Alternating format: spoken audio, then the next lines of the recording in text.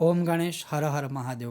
જો ભગવાન સૂર્યની પૂર્ણ કૃપા પ્રાપ્ત કરવી છે કે કરવી હોય તો રોજ જ્યારે આપણે અર્ઘ્ય આપીએ ત્યારે આટલા દ્રવ્ય જે છે 8 અંગો જે આપણા શાસ્ત્રોમાં બતાવેલા છે સૂર્ય ભગવાનને અર્ઘ્ય આપવાના એ આપણે જળમાં મિશ્રિત કરી અને જો આપણે અર્ઘ્ય આપીએ તો સૂર્ય ભગવાનની સૌથી ઉત્તમમાં ઉત્તમ કૃપા પ્રાપ્ત થશે. અને એ 8 દ્રવ્ય કયા છે?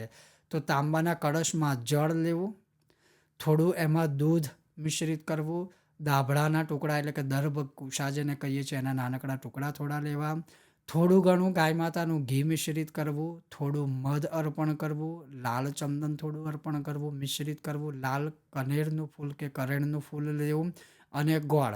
આ 8 વસ્તુઓ ભેગી કરી અને જો સૂર્યનારાયણને રોજ અર્ઘ્ય આપવામાં આવે તો એનાથી મહાન કૃપા કે મહાન આશીર્વાદ સૂર્ય ભગવાનના બીજે ક્યાંય ના પ્રાપ્ત થાય. અને આ અર્ઘ્યના વિધાનમાં કહેલું શાસ્ત્રોનું પ્રામાણિક જે દ્રવ્ય અંગ આદિ છે એ આપણા શાસ્ત્રોમાં લખેલું છે. એટલે જરૂરથી સૂર્ય ભગવાનને અર્ઘ્ય આપીએ તો આ વિધાનથી આપણે આ વસ્તુઓના મિશ્રણના માધ્યમથી આપવો જોઈએ.